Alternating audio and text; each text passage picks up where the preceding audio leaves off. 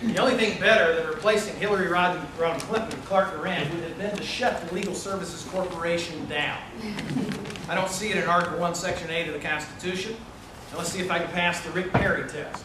I'd apply that to the EPA, to the Department of Education, to the Department of Energy. We ought to get out of the United Nations. We ought to do away with the National Labor Relations Board.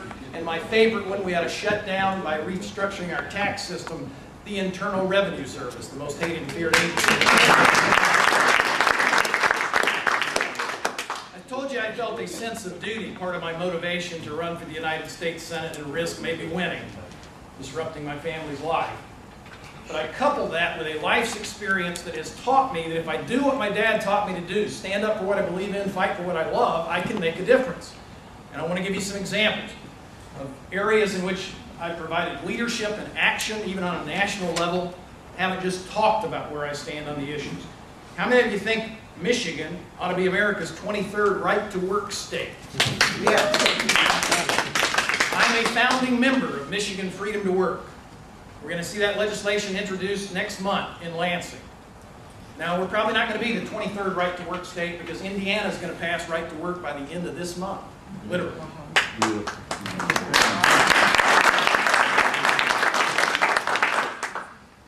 My wife and I moved to Michigan in the 1990s. In the 1980s, I led the campaign for 6 years, because that's how long it took us. I ran the campaign that made Idaho America's 21st right-to-work state. One of 3 people still alive who actually successfully led an effort to pass a state right-to-work law. So I'm not just talking about it, got it done. Got 75% of the legislature in favor, had to take out 15 Republican legislators in the primary to get it done. There weren't enough Democrats to stop us. Overrode a Democratic governor's veto. Unions got enough signatures to put it on the ballot, outspent us 3-1, and we beat them anyway in the November 1986 general election. On the simple principle that people ought to be free to choose to join or pay dues to any organization they want to, but it ought to be illegal to force somebody to give money to a left-wing labor union under threat of being fired. So, the national leader on that. Number 2, how many of you believe marriage should only be between one man and one woman? I've been president of the American Family Association of Michigan for the last 12 years. We advocate for traditional Judeo-Christian values in Lansing, local governments all around the state. Probably the most prominent thing with which I'm associated in the last 12 years is I'm one of 2 people, along with a Catholic law professor, who wrote the Marriage Protection Amendment that was on our ballot back in 2004. Marriage shall only be between one man and one woman. Got 60% of the votes statewide. Got 52% in the city of Detroit and Flint and Saginaw, where I spoke in African American churches, standing on an issue, a social and moral issue on which we are lockstep. I can go back to those same African American pastors and churches that I spoke before. I think I can get more than the typical 5% that the Republican nominee usually gets in the city of Detroit. What if I got 15?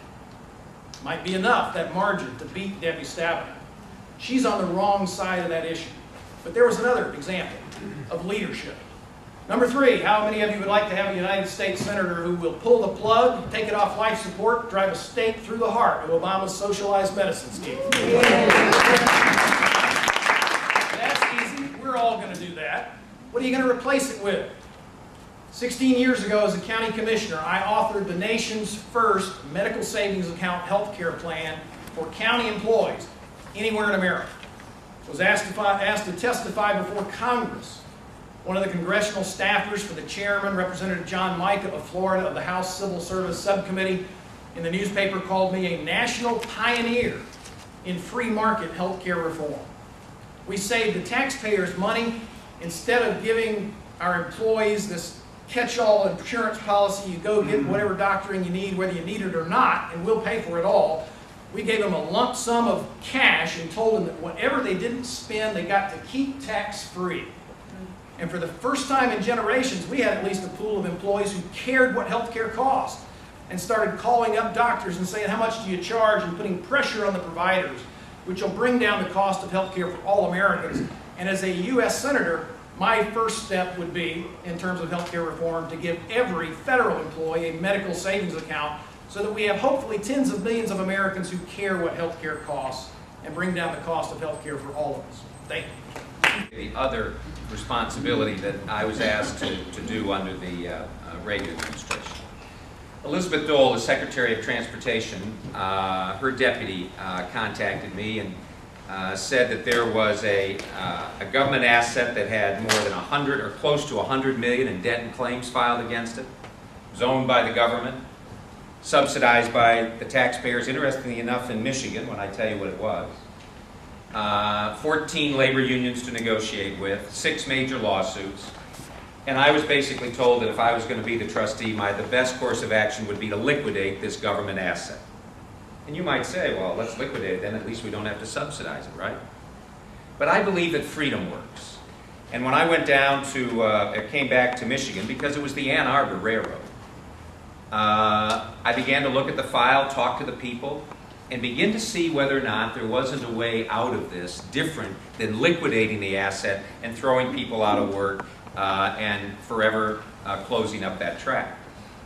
So what I began to do was a process under a Democratic administration, interestingly enough, a process over 6 years of finding the right people, of taking that railroad and ultimately putting it into the private sector, where 100% of the allowed claims were paid back.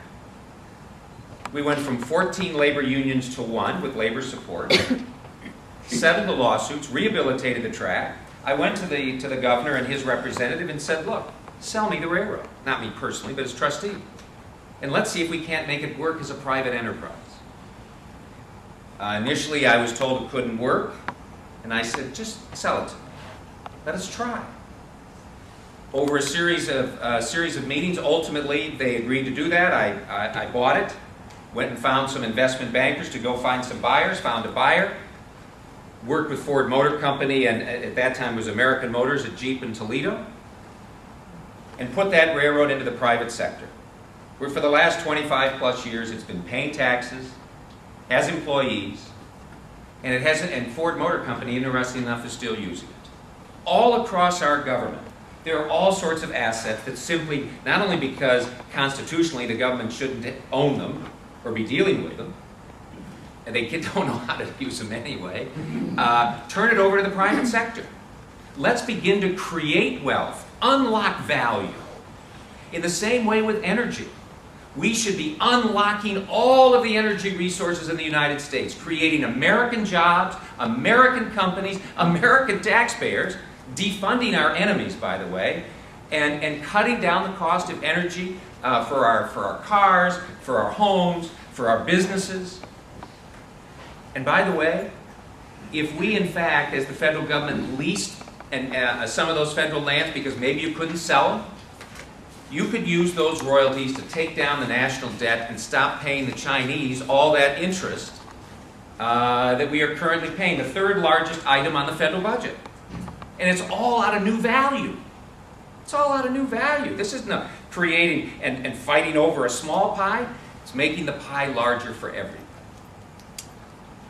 But if you're going to do that, you have to have business experience, you have to have the willingness to take on the status quo, and you have to have the vision to know how to bring people together who don't always agree with you. Our founders were very smart people. They recognized for this experiment in self-government to work, you couldn't do it with a small group of people. You had to find a way to reach out to every American citizen to make it work. 20 years ago, how much time do I have? 1 minute. I'll allow more time for Gary if we can have more time for us so that he can catch his stride and I can catch my stride. But anyway, 20 years ago, when I was wondering how I could help in the city of Detroit, a friend of mine and I and others began to talk about, well, what should we do? What should we do? And ultimately what we did was to take the American way of creating options for people who had no options. We didn't use tax dollars. We took on the largest monopoly in the city of Detroit and beat them at their own game. because freedom works. If we're going to beat Debbie Stabenow after the commercial break, I'll tell you how.